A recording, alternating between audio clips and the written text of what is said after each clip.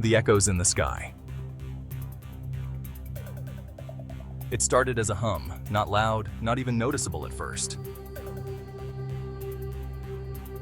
But for those who were tuned in like Lena, it was impossible to ignore.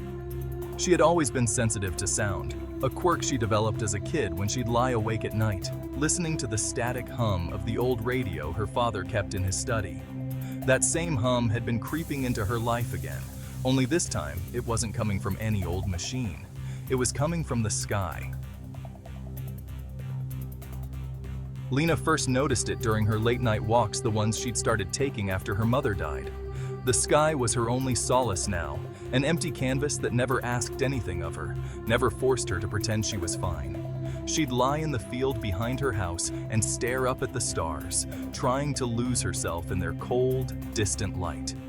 And then, one night, the hum began.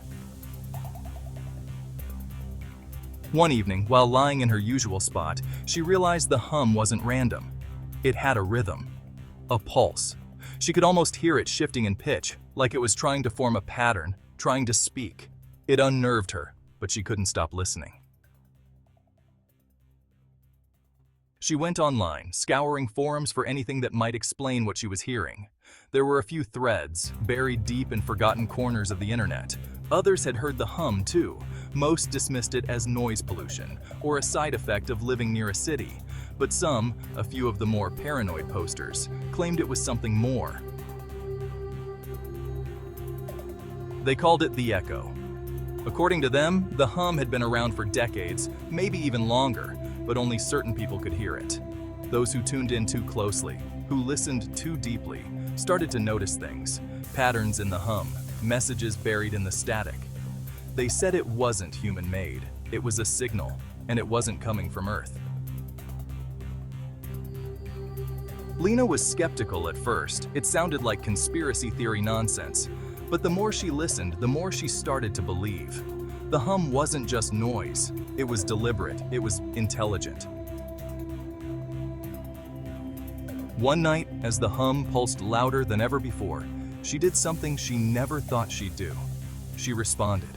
She wasn't sure why.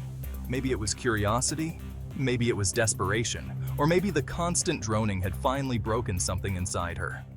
Lying in the grass beneath the stars, she closed her eyes and hummed back, matching the rhythm as best she could. At first, nothing happened. The hum continued, indifferent to her attempt at communication. But then, it changed. The sound wavered, almost as if it had heard her. The rhythm shifted, became more complex, like it was adapting, listening. Lena's heart raced. She hummed again, louder this time, and the hum responded immediately, mimicking her tone, her rhythm. And then it stopped. For the first time in weeks, there was complete silence. The absence of the hum was so sudden, so jarring, that Lena sat up, her pulse pounding in her ears. She scanned the sky, half expecting to see something descending from the stars. But the night was still. Nothing moved. She almost laughed at herself. She had let her imagination get the best of her. Of course, there was no signal, no intelligence behind the hum. It was probably just some natural phenomenon, something she couldn't explain but had built up in her head. But then the sky flickered. It was so quick, so subtle, that Lena thought she had imagined it. But there it was again, like the stars themselves had blinked, like someone had briefly dimmed the universe and turned it back on. Her breath caught in her throat as she stared up, wide-eyed. The flicker came again, and this time, it stayed. The stars were moving. Slowly, imperceptibly at first, the pinpricks of light in the sky began to shift, rearranging themselves.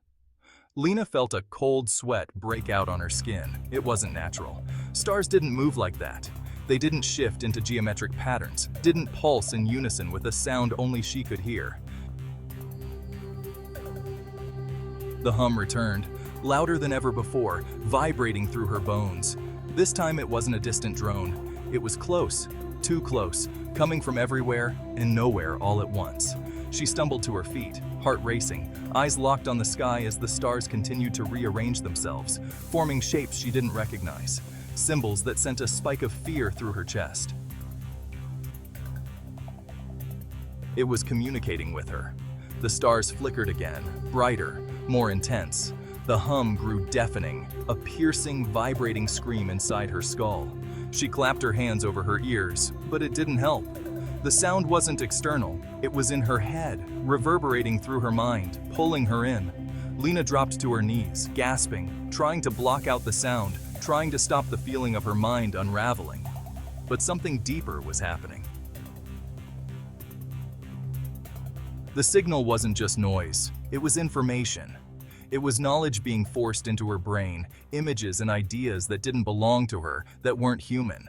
She saw things, vast, incomprehensible things, worlds that shouldn't exist, creatures that lived in the spaces between stars, feeding on light and sound. And they were watching her. They had always been watching. The hum was their way of reaching out, of testing, of finding minds sensitive enough to hear them. But she had gone too far. The stars above her pulsed once more, and Lena felt something inside her snap. The hum cut off abruptly, leaving only the echo of her own heartbeat in her ears. She lay there, panting, staring up at the sky, which had returned to its normal, still state. The stars were back where they belonged. But the silence was different now. It wasn't peaceful, it was waiting. Lena scrambled to her feet and ran, back to her house, back to the safety of walls and locked doors. But even inside, she couldn't shake the feeling that something had changed. The sky outside was dark, but she could feel it. Them watching, listening. And every now and then, in the dead of night, when the world was quiet and the air was still, she swore she could hear it again. The hum, the echo. And she knew, deep down, it was only a matter of time before they reached out again.